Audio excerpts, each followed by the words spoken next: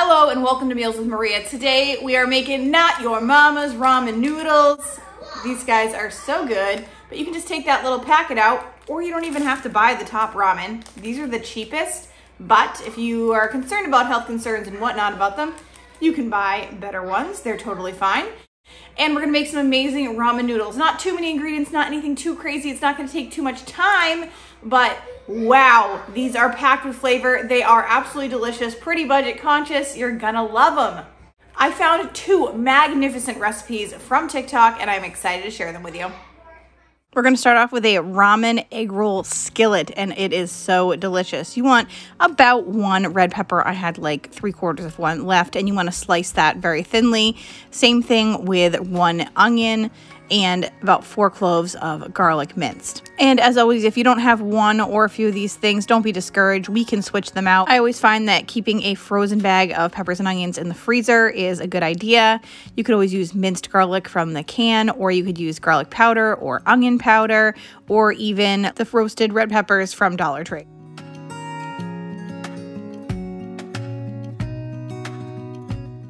In a pan over high heat, add 2 tablespoons of sesame oil, but if you don't have sesame oil, that's gonna be totally fine. You can use whatever type of oil that you have, and then add in those sliced onions.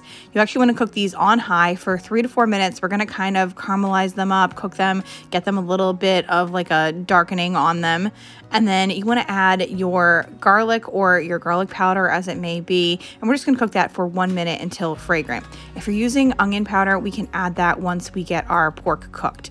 So I am adding 1 pound of ground pork, and I love this recipe because I struggle with things to find to use ground pork with, and sometimes I find it on sale and it stays in my freezer and I'm like, what am I gonna use? Like, I guess I can make meatballs, but I usually use ground beef for that. So this is a great recipe to use up that ground pork, and it's absolutely delicious and it tastes just right here.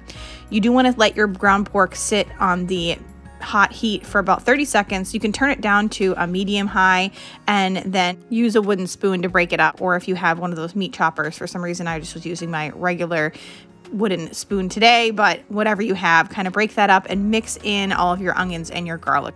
In the meantime, I got a pot of boiling water going on my other burner, and I'm cooking up 3 packages of the top ramen for 2 minutes in that boiling water.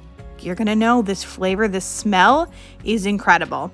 And then once your ground pork is done cooking, you wanna add 1 bag of coleslaw mix, or alternatively, you can slice up some cabbage, slice up some, or grate up some carrots, whatever you have on hand, you know, make it easy on yourself, and then add in your sliced red peppers. And look at the color there. This is absolutely beautiful. You want to cook this down for about 5 minutes until your cabbage is wilted and well cooked. And then add your drained ramen noodles. Now, I made a sauce for this and forgot to get it on camera. This sauce is a 1/4 cup of soy sauce, a 1/2 tablespoon of cornstarch, 1 teaspoon of ground ginger, 2 tablespoons of hoisin sauce, 1 tablespoon of rice wine vinegar, and a 1/4 teaspoon of red pepper flakes.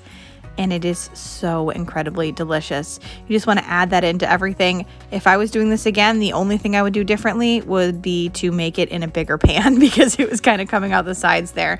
But you just want to make sure that everything is well mixed, and the flavor in this is absolutely phenomenal. That sauce is relatively easy to make. Making the ramen noodles, like I said, it only takes 2 minutes. So you're just cooking up your meat, adding your vegetables, and adding the sauce, and you have an absolutely fantastic meal. I also love that we're having cabbage, carrots, and red peppers. So you're adding some delicious vegetables to this. And my husband, you know, he does not like peppers or cabbage really, and he thought this meal was absolutely fantastic. I got to tell the kids, they're like, what are those red peppers? I'm like, Daddy doesn't even like those, and he likes this. So you have to know that it is so good and all of the flavor is there. As an adult, I am giving this a 5 out of 5. Would eat again many, many times. Absolutely wonderful. I am going to show you the kids' honest responses. They liked it okay. It was not a 5 out of 5, but I figure it would be fun to share.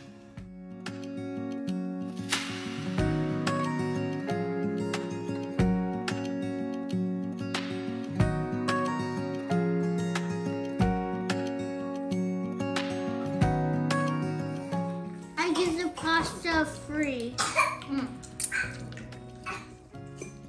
Penny? 3. Give it a 3? Mm-hmm. Why only a 3? 3. That's what Tommy gave it? No, but what do you think? Dang. You think it's a 3? Are you sure? Not a 5? For this next Not Mama's ramen, this is a gochujang chicken ramen, and look at those colors. I am loving that deep caramelization there. I'm getting started with about 1.5 pounds of chunks of boneless, skinless chicken thighs. Now you can buy them boneless, skinless.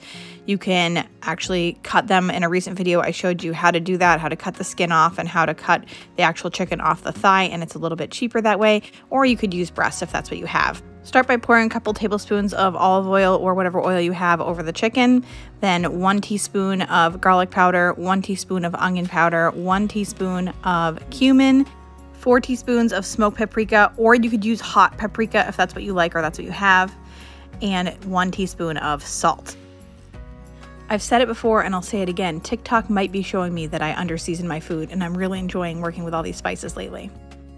Coat the chicken nicely in those spices, and then you want to add a couple tablespoons of olive oil to a hot pan. We're actually going to cook it over medium heat. You want to make sure that you're using medium, because if you use hot with all the spices, it will actually burn the spices. So this is a good tip that I learned from this recipe, and I'm excited to share with you guys. It's something that I never really knew or understood before, and that's something that I love about cooking all the time for my family and using different recipes, is that I learn new things all the time. I guess what they say, practice makes perfect, is true. And hey, there's still some fails in there too, but I love learning new stuff. You just want to cook the chicken until it is fully cooked through, turning regularly. You want to make sure it doesn't get too crispy on one side and not on the other. This turns out so well, and you can see how pretty that chicken is. I love smoked paprika so much. When your chicken is almost done, you do want to get started on some ramen noodles. You can see off to the side there, I do have my pan with boiling water, and I am going to add in 3 containers of the top ramen without the seasoning packet. We're not using the seasoning packet in anything today. We're going to cook those for 1 minute less than the package says, which is 2 minutes. But if you're using a different type, just take 1 minute off whatever the package says. Then to our chicken, you want to add 2 teaspoons of rice wine vinegar, 4 tablespoons of gochujang. Now, if you don't have gochujang, and real chefs, I'm sure, are going to kill me for saying this, I think you could use a combination of barbecue sauce and sriracha. It's a similar flavor, likely. So if you don't have that on hand, go ahead and try that, and I think it would turn out pretty good. You also want to add in 2 tablespoons of soy sauce and 2 tablespoons of honey.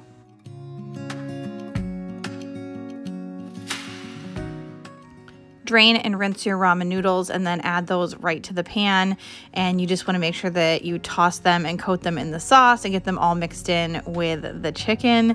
And this flavor is so incredible. You can see that color there. I love that red brown gochujang combined with smoked paprika, and those flavors together are really make this dish.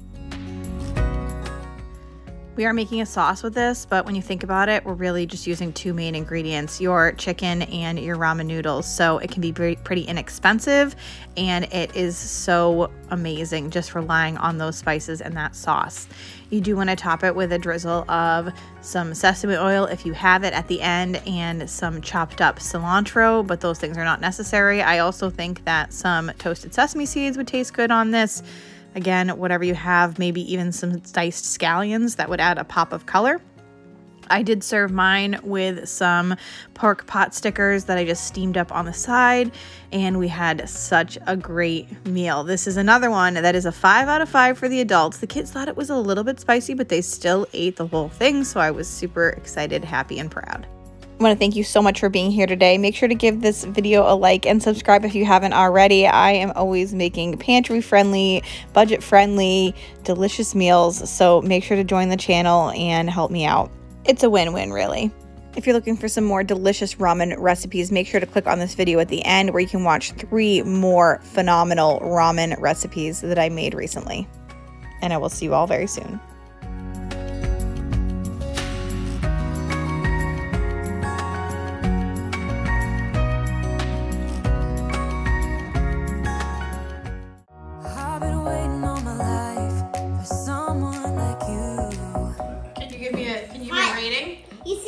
You give it a 3? Yeah. Really? Still pretty good though, right?